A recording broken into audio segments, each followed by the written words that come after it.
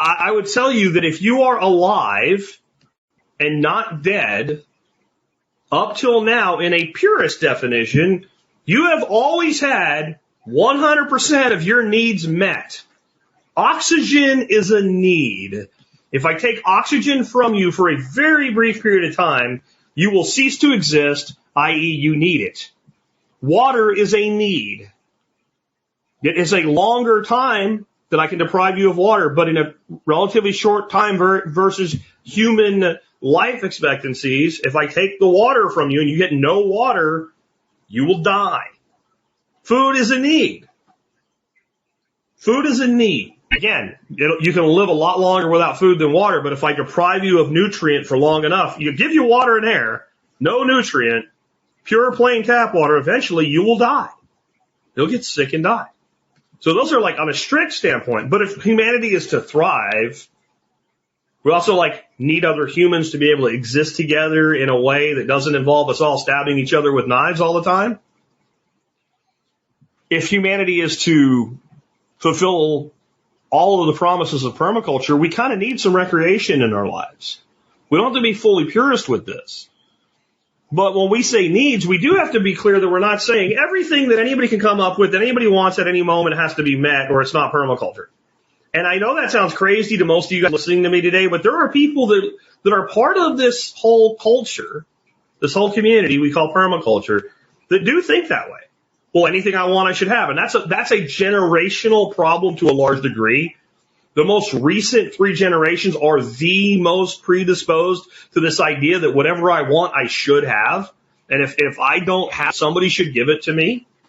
Well, the promise of permaculture is all the things that you need, that you actually need to both stay alive and be a happy, productive human, can be acquired through a design science using natural, self-regenerative and regulating systems.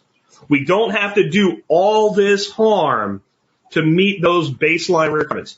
And most of the damage that we do to the planet comes from meeting those baseline requirements. There's a lot of stuff when I say you don't need everything you say you want. And you can think of things that people have that opinion of.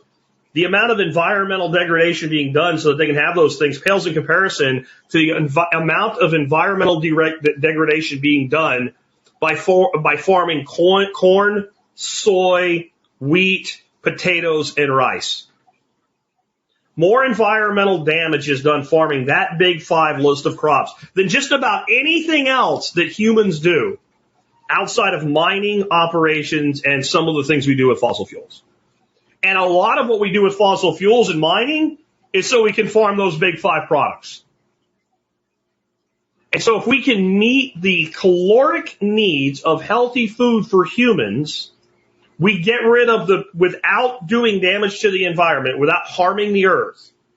We get rid of the single biggest piece of harm humans are doing. And the reason it's the biggest one is because it's very comfortable for people. It's very comfortable to harm the earth through agriculture because most of you aren't farmers. And if you are a farmer, you're just trying to stay alive and keep your farm. So you don't really notice what you're doing. You're just worried about, I got this square. Combine's got to be on the property by this time to get the wheat in before it's out there too long. And it can't get here too early. And if I don't do this, I'm going to lose everything that's been in my family for 50 years or more. I understand why the average farmer is 66 or 67 years old. But all that damage is occurring, and it's becoming more and more commercialized. And that guy that we're even worried about is going to be existing less and less. It's more and more done by machines and automation. It's a business program run by corporations. And I don't hate corporations, but that's what this is here. And we say, well, we need it. So then we take a bag of chips made from corn and soy and wheat. We call it whole grain. We put a picture of a big, beautiful field on the bag, and we say it's so-and-so farm's product.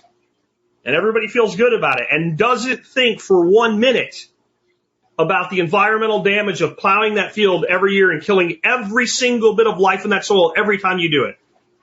And exporting massive amounts of topsoil to our oceans and rivers and streams.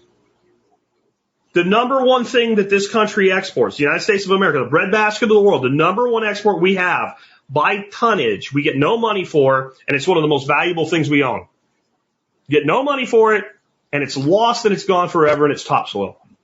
By ton, the United States puts more topsoil into the ocean than it exports any product that we exchange for value with other nations, period. It's not even close. So we now have to move on from human needs and how we can meet that baseline need to the needs of the ecological systems that we live in so that we're not harming the earth.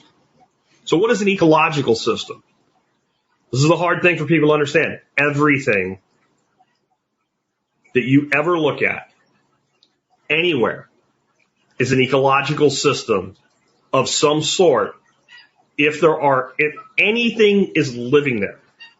A subdivision is an ecological system. It was designed and built and constructed, usually poorly, by human beings, but it is an ecological system. It may not be a sustainable one. It's almost inevitable that it's not a regenerative one, but it's an ecological system. So when we say ecological system, we have to do a little bit better than that. Excuse me. We have to do a little bit better than that. We have to say a healthy ecological system. But we actually don't. Because we're going to get there. As we pick this apart, we're almost done.